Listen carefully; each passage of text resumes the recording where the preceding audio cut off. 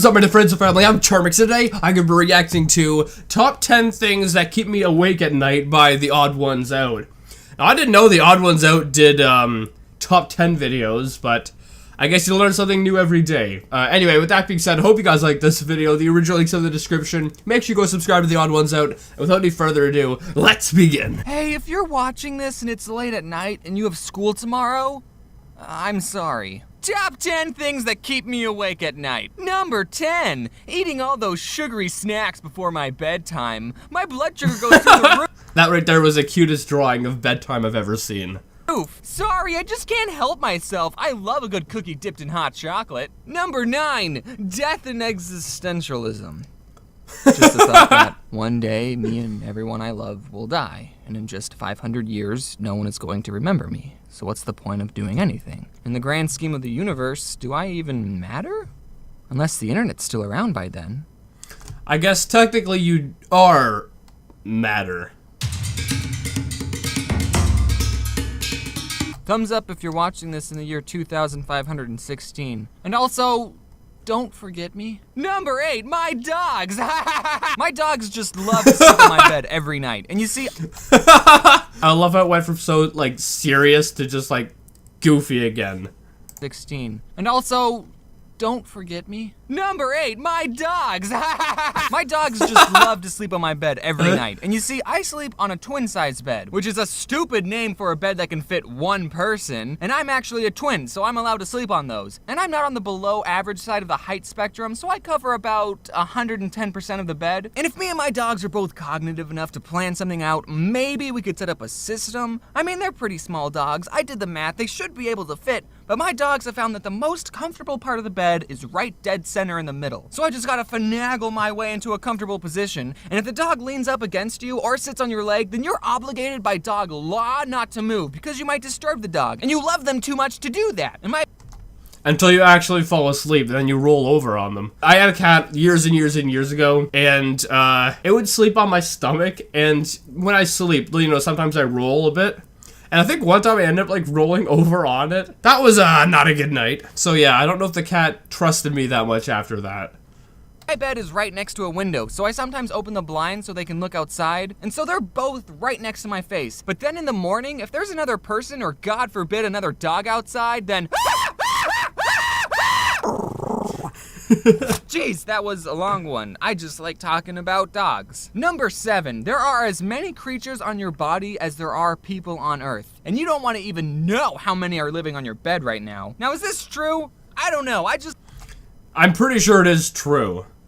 Saw it on one of those fun fact websites. Not too fun of a fact, I think. But not knowing whether or not it's true is even scarier. That means there are probably microorganisms dying on you every second. At least 12 of them have died on you since you started watching this video. But chances are that some of them are probably doing it on your kneecaps, on your eyelashes. I did not need to see a picture representing what they were doing, okay? I did not need to see that. Microorganism, more like micro-orgasm. Now there's 2 ways you can look at this. One being that there's so many tiny creatures living on me, and no matter how hard I scrub, I'll never be clean. Or you're never alone. Every night when you hop into that empty bed of yours, you're sleeping with billions of microorganisms. You slut. Number 6, they never caught the Zodiac Killer. I know he was around in the 70s, but if he was in his 20s in the 70s, that means he's only in his late 60s, early 70s right now. I thought we already knew who the Zodiac Killer was. He can still be out there. Who knows what he could be doing? Maybe even failing at running for president. No! Really?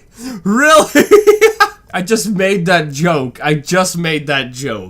You've got to be kidding me. According to some conspiracy theories, they never caught John Wilkes Booth. Maybe Booth wants to get revenge. Maybe he's had enough and now he wants to run for president. Number 5, fractals. Who is that? What are those, you ask? Imagine you're a farmer and you have infinity fence posts to build a closed pen for your animals, and you have to use all the fence posts. And you think, well, first off, that's physically impossible. If I have infinity fence posts, then I can't use all of them because I'll always have more. Hey, while you're complaining and theorizing over there, I just built your stupid pen and it looks like this. This is a fractal, children. It's a closed shape with an infinite infinite perimeter. What? What? Infinite perimeter? But I can see it, I can measure it.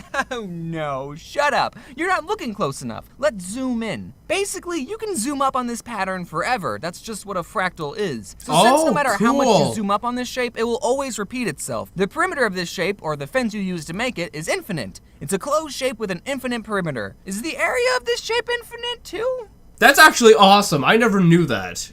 I don't know, ask Vsauce. Doesn't that blow your mind? Number 4, barcode scanners scan the white spaces in the barcode, not the black spaces.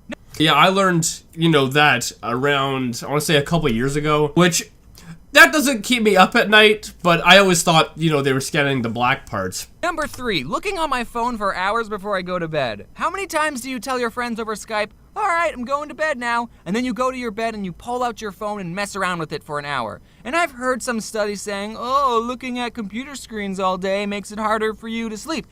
Now that is debatable, because I'm on the computer for a big chunk of the day, and I sleep just fine. I don't sleep enough, but when I'm sleeping, I sleep just fine.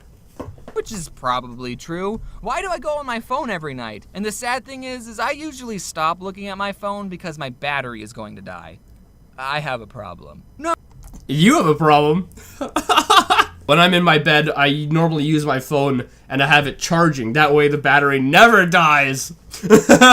Number 2, the universe is huge. Whoa, do you realize how big space is? Man, we are just a speck in the grand scheme of things. This is kind of getting back to my point that nothing really matters. Did you know that scientists have found a black hole that's 12 billion times larger than the sun? That black hole is about 1,800 light years long. You probably could have lived your whole lives without knowing that.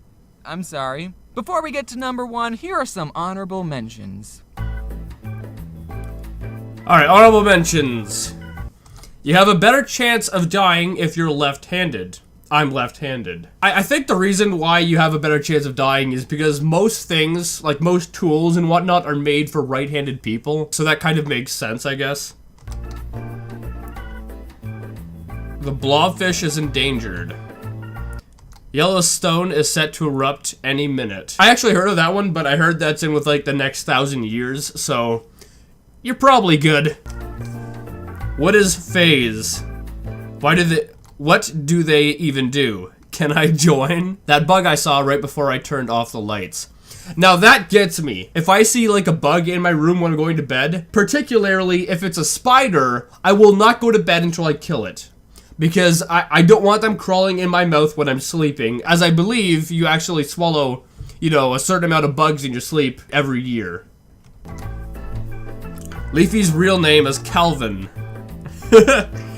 America's debt. Now that is a nightmare. I have so many Tumblr messages that I haven't read. I have to finish editing this video. And the number 1 thing that keeps me awake at night is YouTube is not a stable job. That is that is way too accurate. That is way too accurate. Every 6 months or so, YouTube tries to destroy the creators, it seems. I mean, we had the adpocalypse, and then we had, them not showing videos that you upload to your subscribers. That's still happening, and the adpocalypse is happening together. I mean, the other day, I had to upload a video 3 times just to get it to show in the subscription feed. I uploaded it, no one saw it. I took it down. I re-uploaded it, no one saw it. I took it down. I re-uploaded it again, and finally, after 20 minutes, it showed up in the subscriber feed. Because of how long it takes me to make a video, I can't really give my opinion on YouTube drama. Heck, I'm still working on my Fine Bros rant, so a lot of you probably... I remember when that was a thing. Was that in 2015? Or was that in the early 2016? I don't know, but that was a long time ago. know YouTube took away some creators' monetization on videos for not being advertiser friendly, and they were... Some.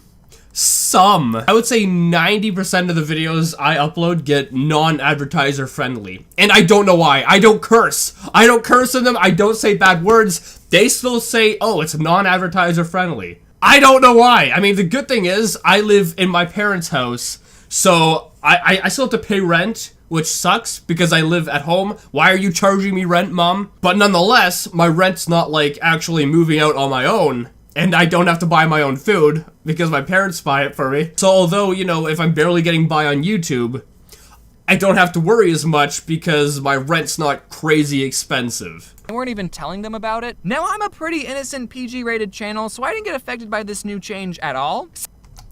See you later, scrubs!